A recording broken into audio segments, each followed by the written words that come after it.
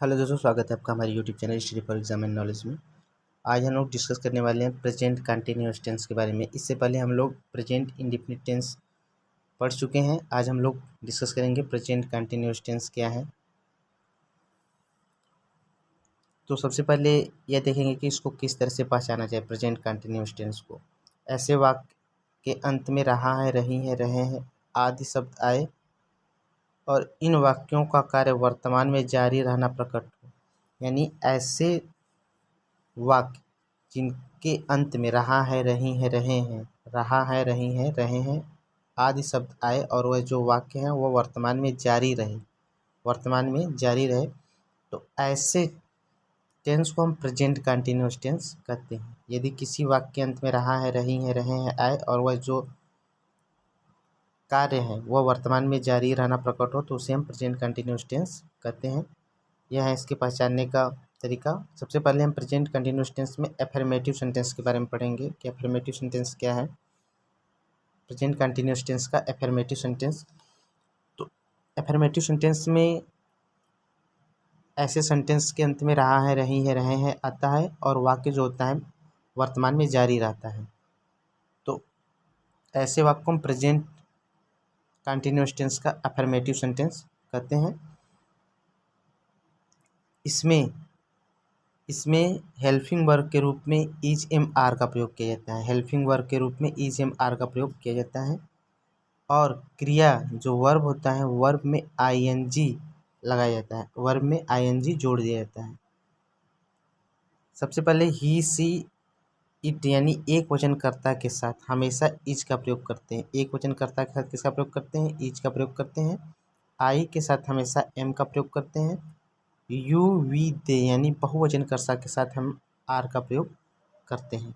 जैसे कि दिया गया है कुत्ता भौंक रहा है, कुत्ता भौंक रहा है लास्ट में सेंटेंस के अंत में रहा है आया हुआ है और जो कार्य है या वर्तमान में जारी है। कुत्ता क्या कर रहा है? भौंक रहा है, अभी भौंक ही रहा है, यानी क्रिया वर्तमान में हो रही है, तो यह प्रेजेंट कंटिन्यूअस टेंस का एफर्मेटिव सेंटेंस कहलाएगा।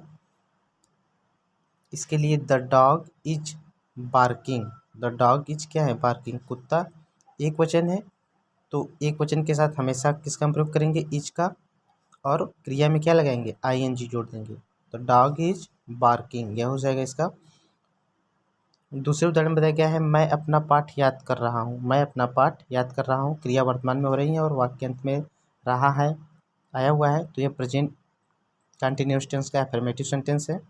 आई के साथ हमेशा एम का प्रयोग होता है। I am learning my lesson, लड़कियां नृत्य कर रही हैं। द गर्ल आर डांसिंग, लड़कियां क्या है? बहुवचन है, तो द गर्ल्स आर डांसिंग हो जाएगा यहाँ पे। वह हवाई जहाज से श्रीनगर जा रहा है। He is going to Srinagar by aeroplanes. इसके बाद हम लोग बात करेंगे प्रेजेंट कंटिन्यूअस टेंस का निगेटिव सेंटेंस यानी नकारात्मक वाक्य। इसमें निगेटिव सेंटेंस में क्या होता है कि नकारात्मक वाक्य का प्रयोग किया जाता है। जैसे बच्चे शोर नहीं कर रहे हैं, बच्चे शोर नहीं कर रहे हैं। तुम्हारा घोड़ा तेज नहीं दौड़ रहा है, तुम्हारा घोड़ा तेज नहीं दौड़ रहा है। तो इसके लिए हम हमेशा यानी जो इज है उसके बाद नॉट का प्रयोग कर देंगे, आर है उसके बाद नॉट का प्रयोग कर देंगे, एम है उसके बाद नॉट का प्रयोग कर देंगे और क्रिया में आईएनजी जोड़ देंगे।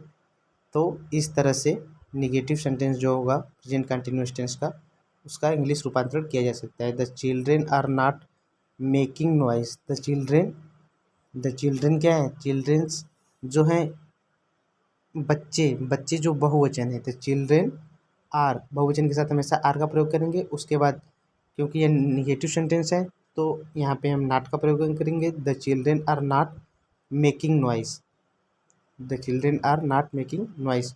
उसी तरह से तुम्हारा घोड़ा तेज नहीं दौड़ रहा है। Your horse is not running fast.